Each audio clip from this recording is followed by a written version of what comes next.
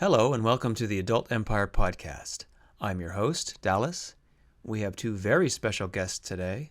They are one of porn's most famous power couples, and they are the creative minds behind the new Smut Factor website. They are Francesca Lay and Mark Wood, and they join me now. Thank you for being with us. So let's talk about Smut Factor. That's your new label, your new website. How did this particular brand come about? Good question. Well, we just wanted something that was more a true representation of like our personal kind of sex life, because we have our stuff we do for Evil Angel, and there is some structure to that because there's certain things that do well with that line in that company. So that's our distributor. So Laywood's distributed by Evil Angel. So, and certain things sell well on Evil Angel, like anal or more those kinds of niches. So we wanted to have something where it's a little more open and that we can plug any kind of scene in there. It doesn't have to be an anal girl. It can just be, a girl we find attractive and that we think would do a good scene. Sometimes we miss some of the brand new performers that aren't ready to do anal yet, and we'd really love to enjoy shooting them, but we can't because for Laywood product, we shoot predominantly anal, and that's what sells. So with Smut Factor, we can shoot all different kinds of variety of performers that do all different acts, and so it leaves it more open to shoot all different kinds of stuff, which is fun because sometimes you miss a girl and that doesn't ever do anal and that's not going to do anal. It's not her repertoire, and we wouldn't be able to shoot her. So that's nice. That's nice to have Smut Factor so we can plug in all different kinds of scenes. Right, and the vibe from the stuff that I've seen under the Smut Factor label seems to have this kind of casual, fun-loving vibe. In fact, I think the tagline is, let me make sure if I can get it right here, an erotic look into the lifestyle of Francesca Lay and Mark Wood. So was that a conscious intent there, or did that just kind of develop organically as you were coming up with the idea? I mean, I think that our best work is always with me and Mark together in the scenes. And some of our best selling product was our travel movies, which did very well. We had Remy LaCroix, the Anal Cabo weekend that did very well. We used to go to South Beach every year and do a South Beach movie. And we really enjoy doing our travel movies. And they are more relaxed and more organic and always fun too. It was always just for me and Mark to go on vacation and also make a movie. A workcation. Yeah, it was always really fun, and so that's kind of what we're gonna do with Smut Factor too, is incorporate those. Yeah, it's more like you said, that relaxed thing is like when we're both in the scene. I feel like that's makes our product a little more unique than other product out there, because we're a couple and we've been together a long time, and our chemistry together with the talent makes for a unique scene. And we don't always do that for our other stuff because she's primarily behind the camera shooting it, and it's me with the girl. So the travel movies kind of led into this kind of concept, basically. Of the stuff that you've shot so far for Smut Factor, are there any particular scenes or moments that you think really nicely exemplify what you're trying to do with this brand? Well, I think the Charlie Valentine, it's her first anal scene, which is exciting. We've shot many girls' first anal scenes, so that's always fun to see them blossom into being a true top anal performer. So it's always good to get that first initial scene. That's really great. And also any of the, I'm very, very excited for the Anna Claire Clouds scene and Giselle Blanco, which are they shoot boy girl and they don't shoot anal yet. So those are two examples of girls that I probably would never be able to shoot, for our other Laywood product. So their scenes are great and very much organic, like me and Mark like to shoot. Yeah, I'd say those are like two perfect examples of like kind of what we're going for with the Smut Factor is those two scenes, just that vibe and energy and the relaxed, comfortable. I think you get a better performance out of the girls as well, like when everybody's having fun and it's not a room full of 10 people and, you know, they can kind of be themselves. Not so structured sex. Yeah. Right. And it does seem like in the clips that I saw, there was sort of, I don't want to say experimental, but you guys kind of playing around in the sandbox of certain themes. Like there was a jerk-off instruction video that you had with Cherie DeVille that was kind of fun. Some sort of stuff where it was a little bit, yeah, as you were saying, more away from the Leigh Wood stuff you might think of, the anal stuff, and you're kind of coloring outside the lines a little bit, for lack of a better term. Yeah, we shoot all different kinds of stuff. But we couldn't necessarily, like, I agree with him. We can't always like that. It's more nichey. I don't know if that appeals to a broader audience. Some of that jerk off instruction, you know, like people that are into that are really into that. And they, you know, Loyal Fallings, and that might not fit in our like Leigh Wood Evil Angel type product, but it has more of a home in this kind of stuff. Like we can put those videos out, you know, because I still think it's interesting content, you know. Plus, Mark enjoys the cuckold. Sometimes I like something that's off the norm. Sometimes. For sure. And the name of the site is great too. How did you come up with that? We made a huge list. We made a list, a whole legal pad, and just whatever popped in our head. Nothing was wrong. Yes, we still write things down on paper. Yeah, we write it down on a little legal pad, and we made a huge list and ran it by you guys, some of the guys there in-house there, and kind of narrowed it down. I kind of got it from Fear Factor, the TV show, and then I just wanted something, you know, Smut Factor. I just thought it kind of flowed, and I saw it in a similar kind of font, and I was just like, that's kind of cool. Like, it's all-encompassing. It's not too narrow, but you get the idea of, you know, it's going to be raunchy maybe. Plus, I still always love the whole old-school raincoat type, you know. Raincoaters. With Smut. Yeah, I do. Yeah. I like that word. I don't know why. It just seems dirty.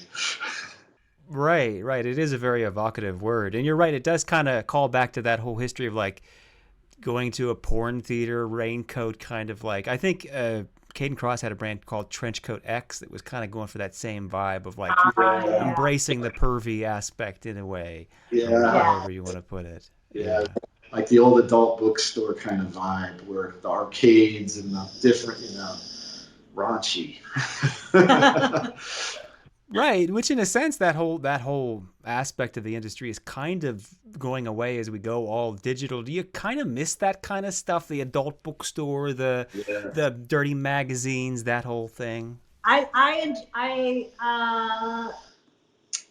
miss the whole adult business being taboo, I guess. You know, it's a little more mainstream now, which I know everybody is happy about, but I still like it. I mean, I was in the business so long. I mean, when we were at AVN, we were behind the curtain. You know what I mean? Like, that's how long I've been in the business. We were at CES, but behind a curtain to go to that section of adult. So, yeah, I miss it. I miss it being a little more dirtier.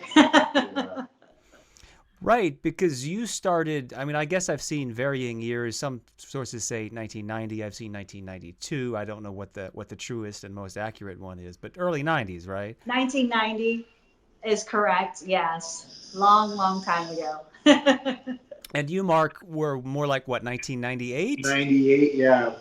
I started in about this time of the year in 98. So, and then we met in the industry, so. Mm-hmm. Right. Well, that's a perfect segue. So I wondered if you could tell us the story of how you met and fell in love and got married and got a dog, sleeping dog right here. A sleeping dog. Exactly. I was retired in the business.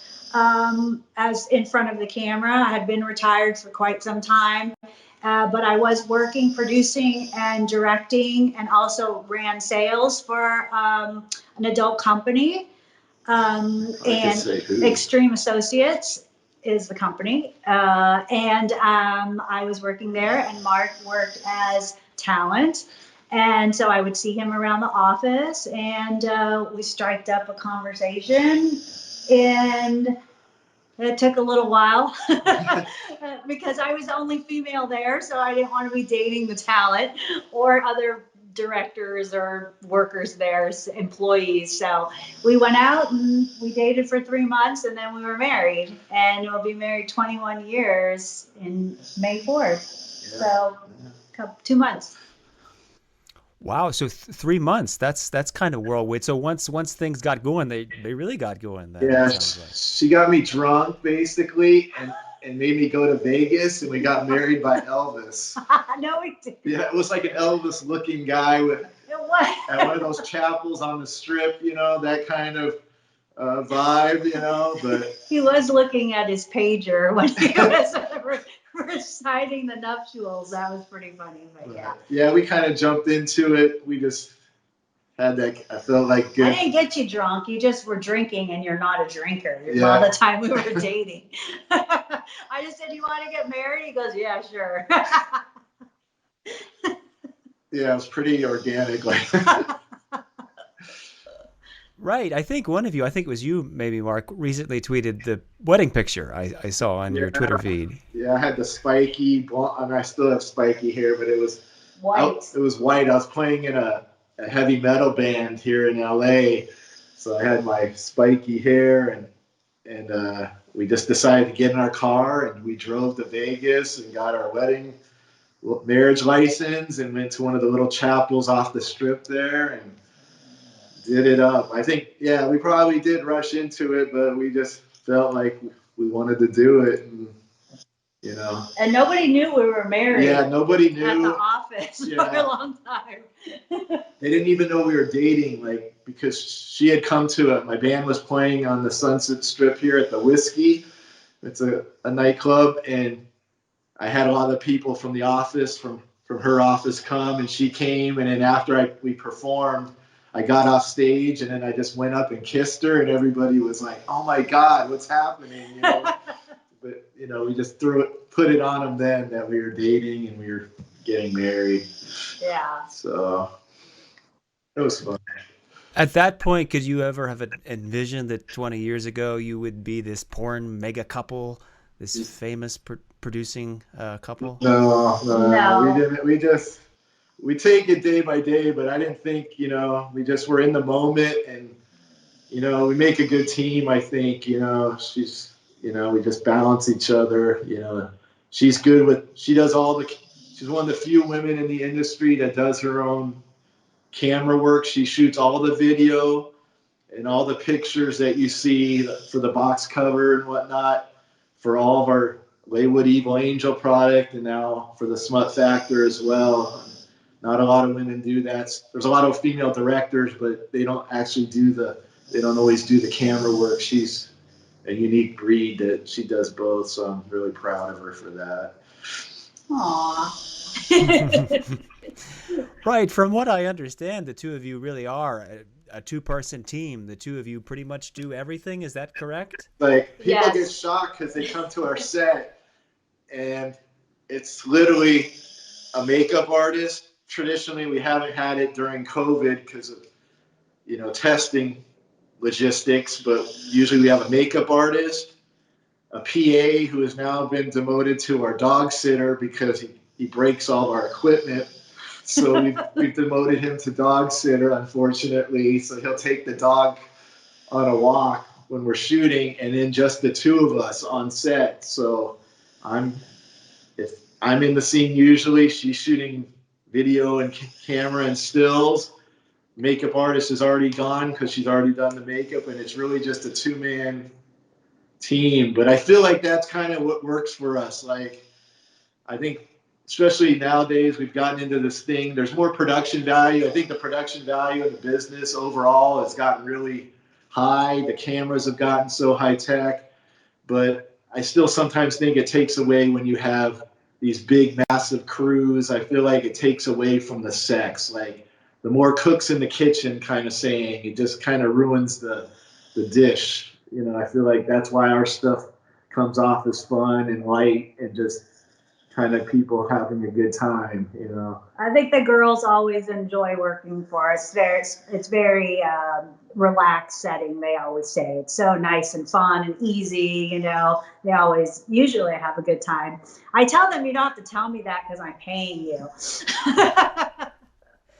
Well, right. To your point, actually, I have a quotation handy from Brittany Andrews. When we interviewed her, we asked her about working with the two of you, and she said, they are incredibly easy to shoot with.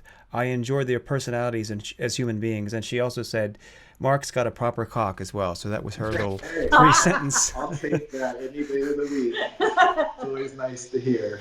Oh, Brittany. Yeah, she's I awesome. love her. She's Yeah. awesome. Yeah, it's like we just try to make it fun. Like I still believe we're kind of old school, you know. We just want it to be.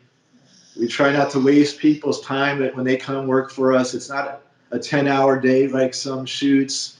You know, it's a few hours. I just tell them, give me a few hours of your life, and you'll be on the way with a check and hopefully a good time, and you have the rest of your day to enjoy. So we try to just like capture the moment as fast as possible, and you know, I think it comes out pretty okay.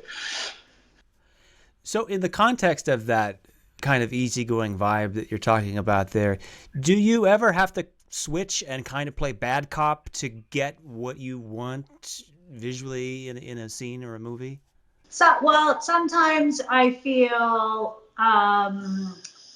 you have to be a psychologist on set and give the performer what they need. Some people need more compliments and to get it out of them, and some people yeah, they need I like to just make everybody feel as comfortable as possible and give them whatever they need to feel good about themselves and to give a good performance. But yeah, sometimes maybe we can be a little too relaxed for certain people and they're not giving it their 100%. So then I do have to step in and I as a director, I'm not a director like where I don't like to over direct or direct where it's too staged, everything staged. But when I do have to step in, then I feel like I am being like that. Like I do need, at the end of the day, I do need aesthetically what I need to get the performance and the scene shot. So then I do have to step in. And that's when I feel like I am over directing because I usually don't like to direct. I like to just have it more free flowing and everybody have a good time. But yes. Yeah, I agree with that. Just to add on to that, like we don't like to have a structure. Like sometimes, like I still work. I've worked as a performer for just about every director that's come through, and I'm primarily what you would call a gonzo guy or hardcore. I mean, I do features, but I'm not known for features, you know. So it's like, but sometimes you'll go to a set and it's very structured. Okay, we're going to do these 4 positions for this length of time, and we need this amount of footage. When you come work for us, sometimes the girls were programmed to say like, well, how many positions do you need, or how much time in this position? We don't tell them. We just say we need about roughly this amount of time, but we could do 1 or 2 positions long, or we could do 5, 6, 7 positions short. Whatever we just fall into, we'll do. You know what I mean? I don't like it to be so structured like that. I just feel like I just like it to look like more intense and raw, and like I feel like that's what I want to convey with our product, no matter what it's for. I just want it to be like, wow, they really got intense sex out of the best sex we could out of that performer. That's When you're shooting a movie, how much material ends up on the cutting room floor? I guess I'm asking, when you have, say, a 2-hour movie, how much footage total do you shoot for something? We shoot what we need and that's it. We don't overshoot. I feel like a scene peaks at a certain point where it got to where the tippy top, and then it's done. Whatever that time is, that's kind of where we cut it off, because we can go back and make the performers robotically shoot for time, but then they're just going through the motions at that point. They're not in the moment, and that chemistry is now evaporated. So we shoot to where the scene peaks, and then we're done. Yeah, there's very little like cutting room. Like it's shot to edit. Like we shot yesterday. There's not a single edit in the scene. Like we shot except to do. We stopped to do hardcore stills for, that's it. So we shot about 40 minutes straight through, no breaks. Just everything was flowing and worked. Unless the performer requests a stop, of course we want to accommodate them, but they need to stop to go to the bathroom or whatnot, or whatever, and get a drink of water. But otherwise, we try to get it in one fell swoop. And if we get it, there's nothing on the editing room floor. Like there's very little BTS outside of an interview after. There's not a lot of extra footage sitting around. So that's. And I prefer to shoot the hard still, what we called hard stills, which is the sex stills. I shoot them at the very end of the scene. I know some people like to shoot them in the beginning because the girl's makeup is fresh and whatnot. I like them to look like they've been fucked. And and also, we don't know what positions we're going to do. Yeah. We have no idea what's going to happen in the scene. So I like to shoot it at the end, because then, we know what we did.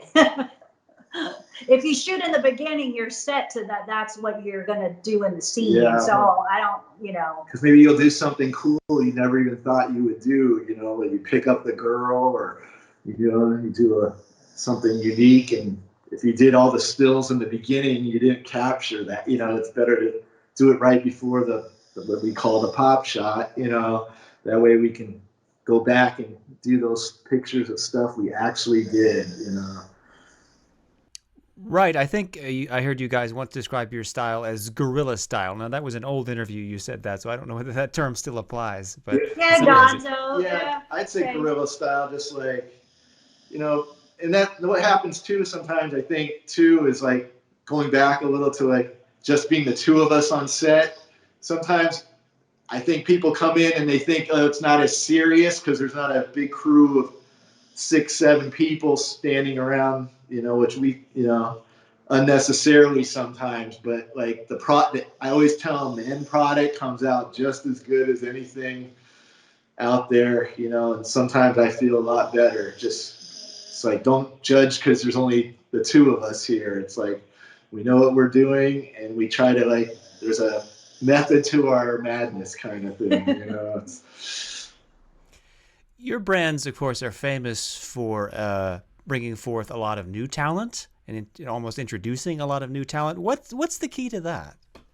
I think just going like piggyback on what we're saying, I think we feel like that's our niche in the business. We're good at getting a new girl that maybe just came to Los Angeles, and getting a good scene out of them when they're maybe like a little camera shy still. They're not so sure of themselves sexually, because a lot of these girls, they're 18, 19, 20, 21. They haven't had a lot of experience, especially doing this kind of sex. Isn't like the sex they would have at home, maybe with a long-term boyfriend. It's a whole different animal. So I think because it's the two of us, and we can get a good scene out of someone maybe another company or another producer or director might not be able to get to, that's more intense and more very structured, because we just try to make them feel good and feel good about themselves and try to let out that inner sexual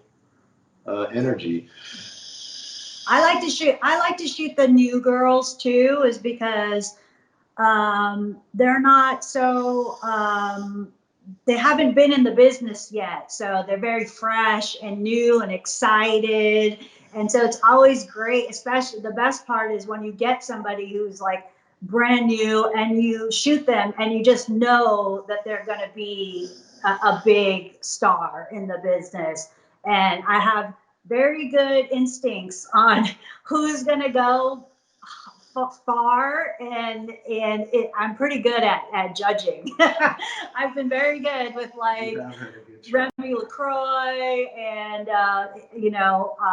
we very rarely showcase movies on girls, and showcase movies that I've shot have all been on female best new starlets. So we shot Emily Willis when she first got in the business.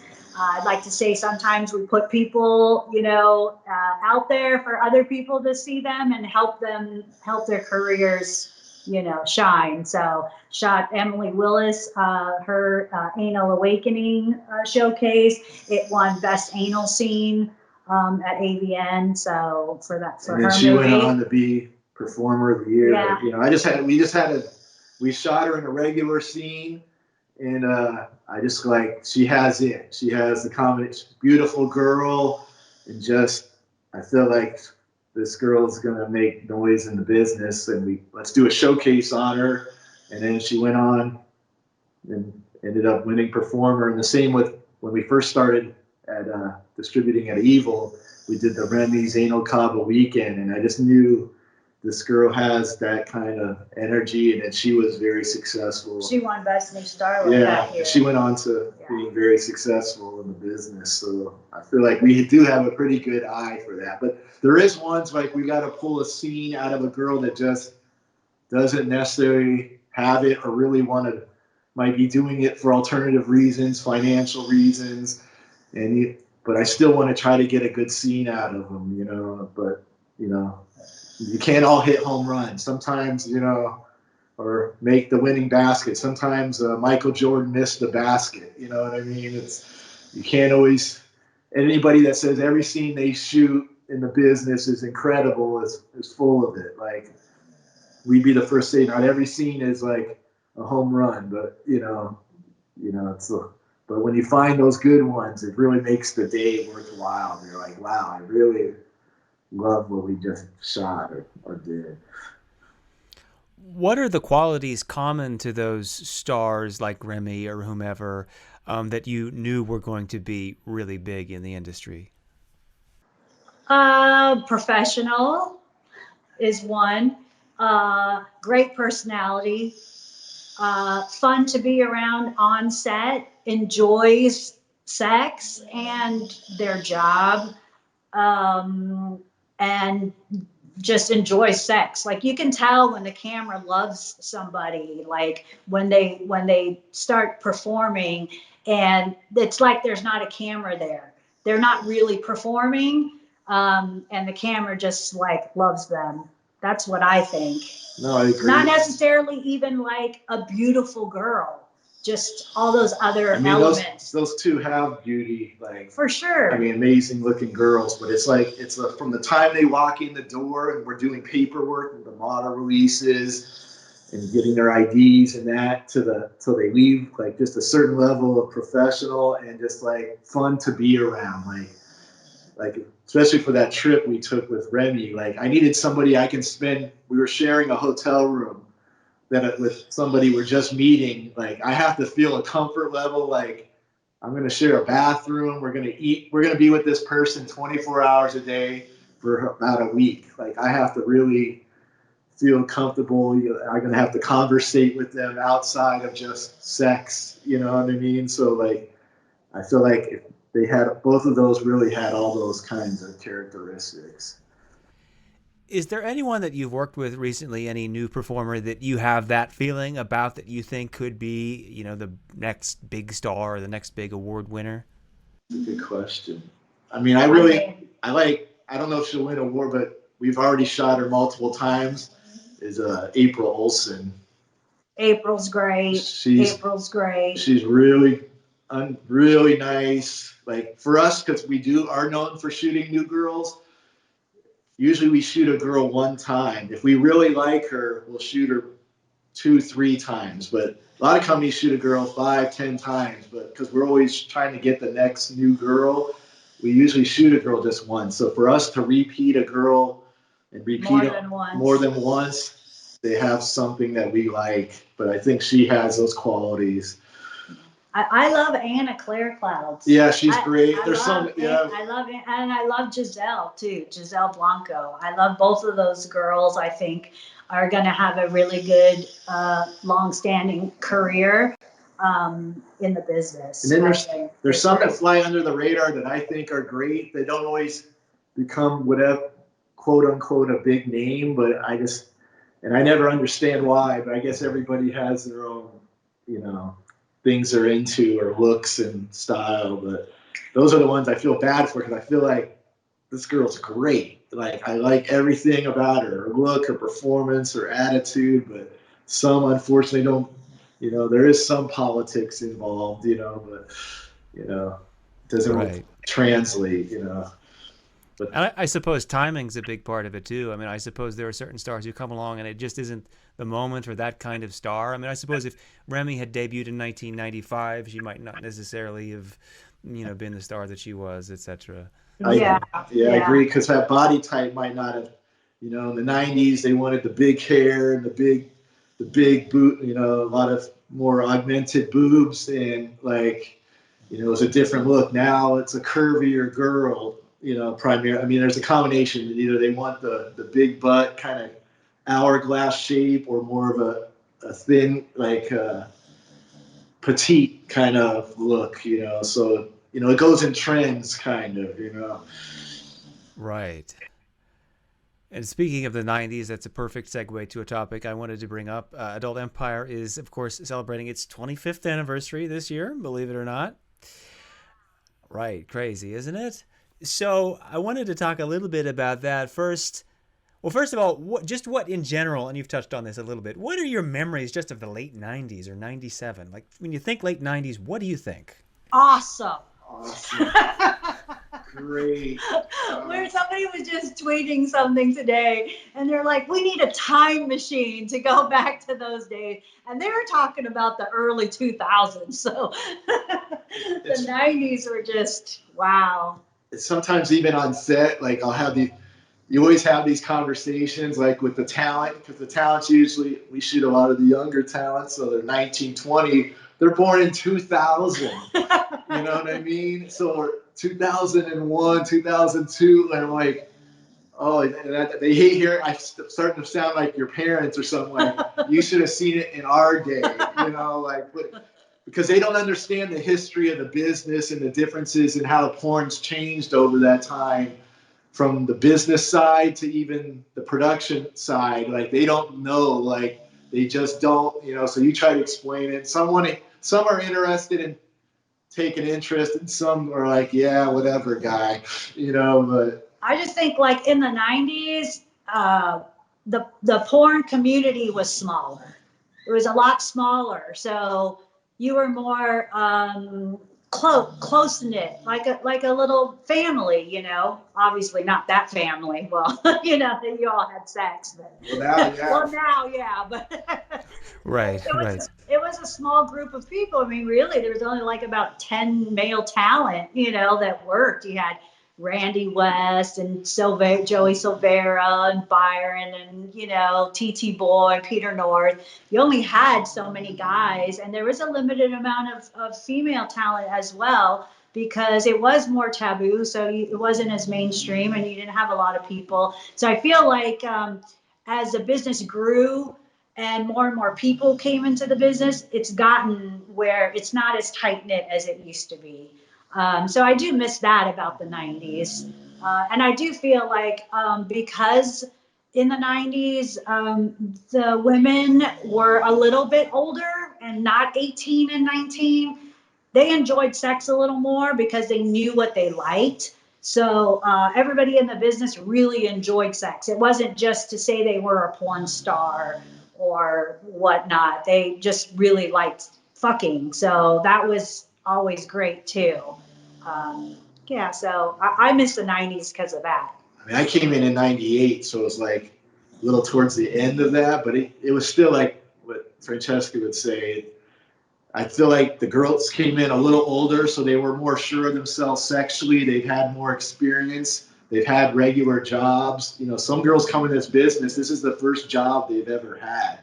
You know what I mean? So they haven't had a job or what it's like to be out there working in the real world and whatnot. And you had a lot more people that were already in adult entertainment. They came from the clubs, dancing, stripping, or maybe the swingers, a swinger mindset. So it was just a different vibe, you know.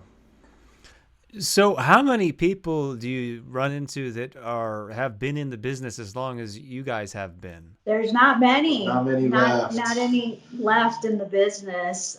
We were just saying that too. There's not very many couples that back in that era. There was a lot more like swinging couples and couples in the business. There's not very many. There's maybe 10, but not as many as there were. But we didn't come in as a couple. No, we didn't come in as a couple.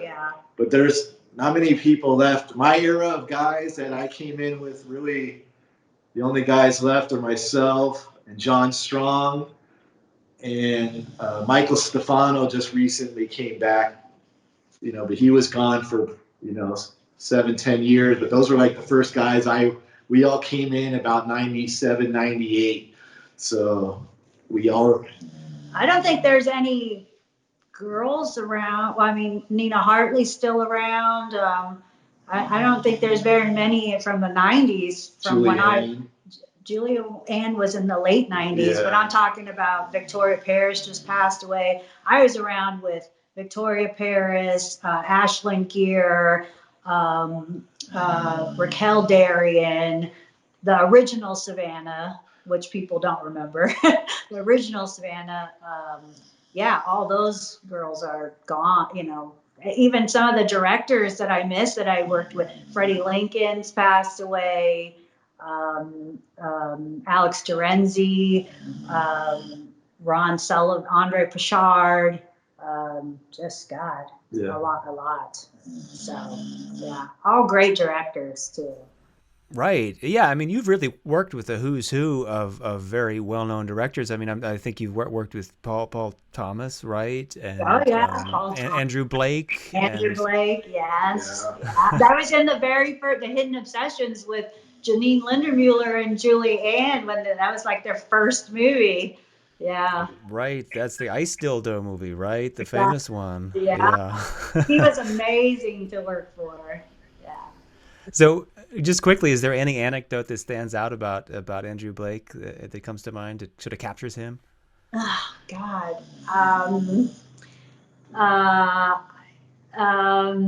He really enjoyed his BDSM. Yeah, he was great. He was a visionary. I loved working for him. I loved working for Terenzi. Terenzi was the epitome of Gonzo before it was Gonzo. Like, there wasn't really Gonzo then. In the early 90s, we all did features. But Terenzi he had a house up in Mill Valley, and he would send us up there, and we'd stay in hotels, and we'd go up to his house. A driver would pick us up, and we would go up there in 2s and 4 pairs, and he would be like, we'd be laying by the pool or whatnot, and he'd be like, okay, who wants to fuck? And whoever, we would just all pair up or not pair up. And sometimes there's 2 of us, sometimes there's 4 of us. We'd all fuck and have sex and have a good time. His wife would make us lunch. And then we'd go back and maybe go bowling or go to the Mexican restaurant at night and then do it all again the next day. But he was a great director and really fun to work for. And make it very comfortable like Mark and I do now. So, yeah. Do you someday plan to write your autobiography? I feel like there would be a lot of material. I mean, all the experience you guys have, a collective story of Leywood, something like that. I think some people wouldn't want to hear some of the stuff he would write. It's something you got to wait till we're done with the business. But I mean, we were approached about doing a reality show. I mean, a lot of people have been in this business, but it's hard to really do it right. I mean, it's been done with the business, but because you'd really have to say if they wanted the real raw stuff, it would view like crazy, but I don't know if it would kill your business. You know what I mean? It's like a fine line to walk, because you still got to perform with these people, and you want to be on good terms all the time. It would be entertaining. You know, a book would probably be better. A book. Yeah. A There you tell-all. go. Someday. Someday. If I could get 15 million like Britney Spears, I heard just got for her tell-all, then I'm all about it. There you go. Publishers, listen up. Listen up. So it might be hard to pin down, but do you remember when you first encountered what would have then been adult DVD empire? Sorry, when we first started owning our own movies, before we were at Evil Angel, we've had a distributor. We were at JM Productions, going way back, and we'd have someone handle our video on demand, and that's probably the first that I've heard of adult DVD empire. And these vendors, like, because the whole concept was new to us. We were used to VHS, and then later DVD came along, and those were, that's how we thought we made money. And then this whole new concept, video on demand, like the adult DVD empire, the world, like that was new. I'm like, who is this? And you guys have had obviously longevity, like all this time. You're still here. That says a lot, because this business can be very tough on the business side, and to still be around after all these years says staying power to me. For sure. I guess I was just thinking about it. There's obviously some parallels between Adult Empire and you guys. I mean, kind of same span, kind of have adapted to the times, that kind of stuff. In this business, you have to adapt. Yeah, you're constantly changing, or I don't think we would have lasted this long, and we're still adapting. It's like with, you would know as well as anybody about the tube sites and dealing, that was a big hurdle, and just to survive through that, and it forever changed the landscape of the business. So I even feel now there's even a loss of the talent wanting to be their own producers and directors, owning their own product. Now they own their own content. They're not really wanting to own a label as such. Where when we started, you wanted to be a performer, then you wanted to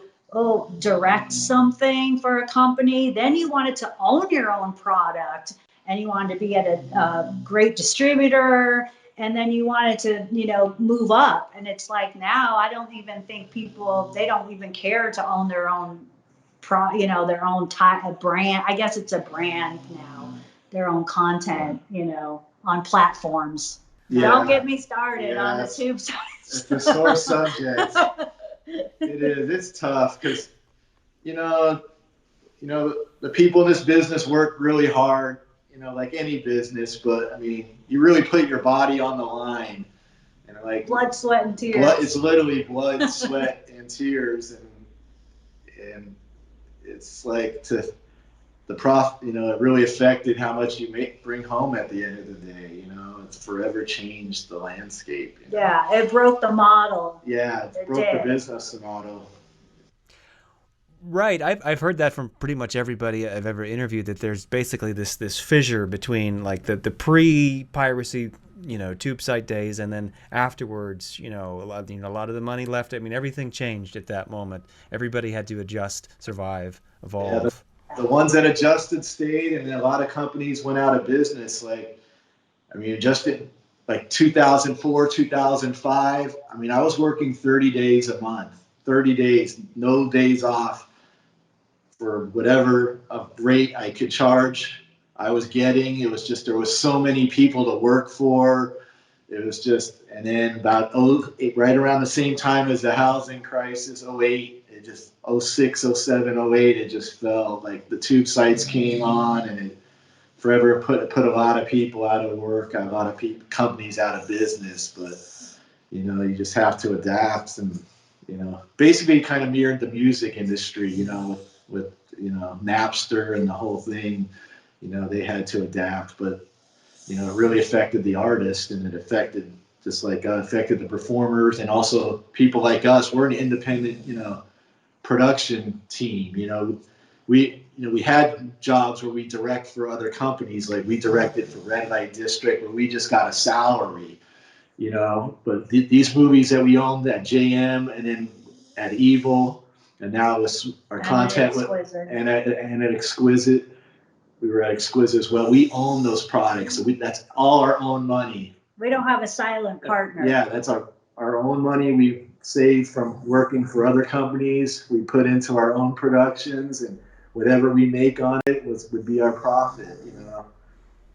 Exactly. Yeah, I think I feel like sometimes the people in the business, they don't care if it's happening to other people, but if somebody's like going into your wallet and stealing your money, and then it becomes a problem. So it's pretty funny.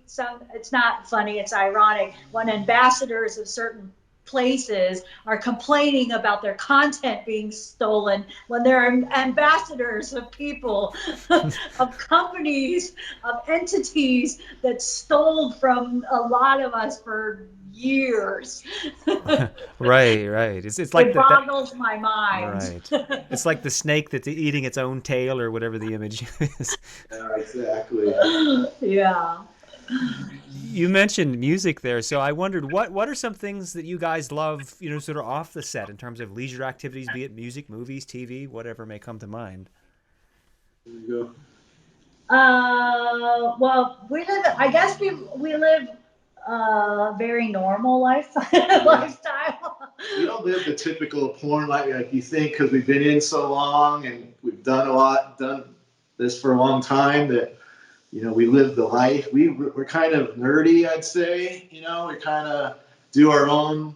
We like to volunteer, like I was telling you before. We like to volunteer at the shelter. I play my sport is basketball. I'm a pretty tall guy, so I play basketball about 3 nights a week. I play in a league, and then you play tennis. I play tennis maybe once a week. Boxing. And I took a boxing recently, a couple of years ago. I'm actually boxing today, later this afternoon. And so we just kind of she loves to work out and do that stuff. Yes. So we just kind of. And I love meal prepping. She loves meal prepping. I get excited about meal prepping. But we live kind of a regular life. Like we really do have like 2 different lives. It's really hard though, because we do work from home remotely and from home, and because it is always just me and Mark. I don't have an assistant. I really need an assistant, but I don't have an assistant. So we are always working 24/7, even because we're not going to an office. So I'm always producing, or like today I had to switch things around. So I'm always producing. I also have my OnlyFans that I work on constantly. I do my sexy auction, my Sex Panther. We're shooting. Also, I QC, which I screen all of the scenes for our evil movies, and also our Smut Factor. So I QC all the scenes. I pick all the promotional pictures. We do everything. So. It truly is. We're constantly working. And so when you say, what do you do for fun? I'm like, when? What's fun? Mark, you mentioned having somewhat of a quote-unquote nerdy existence. What would you say is the single nerdiest thing about either of you? I don't know if you want to hear some of this. That's tough. Oh, we do. I'm really into what do you think I'm the nerdiest about? I don't know. That's tough. I mean, I'm like a nerdy jock, so the sports things would probably be more considered mainstream. But I went to college. I got a degree. I'm probably one of the most overeducated people in the biz. I got a master's in finance, which I don't use, obviously, but You do all the books. Yeah, I'm really into following like the stock market, which is kind of nerdy. Like most people are playing video games, which I think is mainstream now. But I watch CNBC. I watch the stock thing all day on the TV over here. I'm just kind of like weird like that, and I don't know what else I do. I don't know. I read a lot of like alternative press. Like I watch a lot of YouTube videos on financial collapse and finance, and I don't know. That's not very porn like, but I'm into it. He's not geeky in a tech way. He's actually very bad tech. I'm good with tech. She is. And I'm not even that good, but I have the patience to figure out the computer. Well, there wasn't a computer. I went to a public high school, and older. We didn't get a computer at our high school till my senior year. So it's like, I'm still. Neither did I. Well, yeah, she's a couple years younger, but still, I didn't grow up with all the tech stuff, so I'm learning as we do it. I've learned a lot, but I'm not engrossed. Like, I remember going to the arcade, like actual video arcade, like an arcade with games, like now everything's at home, That comes with the territory that we were speaking about, adapting, because as with our age and even in the business, like, right, you just went and you shot your scene and you went home and that was your day. You went and shot and that was it. Now with all the new platforms, you do have to start learning how to edit and do all these other things. You have to have a social media existence. You have to know how to do the Instagram and the TikTok and all this. It's exhausting. I don't know where the girls have time, like with all the social media. Like, how do you have time to do anything being on there? It's a 24-hour to make your brand. Nowadays, it's a lot of work. Plus, I like HGTV. He does, yeah, he does. I like all the housing and I like the cooking channel. I'm weird. He likes Amazing Race. Oh, me and Mark should be on the Amazing Race. We would be hysterical. We wouldn't make it out of LAX, but we would be hysterical. There you go. Another fun potential crossover, right? That would be good. So the cliche about a couple that's been married as long as the two of you that work together, there would be a lot of bickering. Do you guys bicker, or do you get along pretty well when you're working together? It's funny because we always tell the girls we're going to argue and bicker. It's never you. It's never about you. It's always about us. Because a lot of times in the business, especially with some of the newer couples, and if they work together, there is some jealousy issues or performance, weird love triangle type vibe, because they, maybe they make the talent feel uncomfortable. There's just like this edge that's there. We don't have that. That's not the issue. It's never like a jealousy thing or anything like that. Usually it's something technical, like I don't like where the angle she's shooting something, or a light, or a still she took. So it's always something technical. So we always like to tell the girls, if we ever bicker, it's never you or anything you're doing wrong or a jealousy issue. It's something with us bickering about tech the stuff. Production, yeah. I have one funny story about AJ Applegate, because we used to shoot her regularly because we loved AJ. And we were on set, and we're always, a little bit bickering, not always, but some. And so she's used to it. And the one time, sometimes when Mark was working as talent, I would have to I was a one woman team where I did everything myself on set. And I shot a different male talent with the females. And AJ was working with a male talent, and it was just me. And she's like, it's just not the same without you and Mark bickering here today. Like, I don't feel the same on set. Like, you guys aren't here arguing. Yeah. So that's in a nutshell, that's it. Has that back and forth ever been captured in like a behind the scenes video, or is that not something you've ever? We don't have behind the scenes. No, we try not to do anything. Save it till they leave outside the door, then we let it all out. Oh yeah. There has been one where he's maybe snapped at me or said something that's pissed me off, and then I don't say anything because I never want the girl to feel uncomfortable on our set. And then after they leave, oh yeah, we're going at it. But never on set. Yeah. Right, that's the smart way to handle it. Definitely. Yeah. Well, I know we're running short a little bit on time here, but I did want to give you a chance, first of all, to talk about any other cool upcoming projects that you have that you want to tell people about, and also just to let people know where they can find you on social media and follow you and keep up with all your comings and goings. Well, Smut Factor has a lot of amazing scenes coming out. Yeah. We have Madison Summer, right? Madison Summer. Yeah. And we've been shooting like crazy. We have a ton of Mia stuff. K. I can't wait for the Mia K scene. Yeah, she's great. She's amazing. She has it. She is adorable.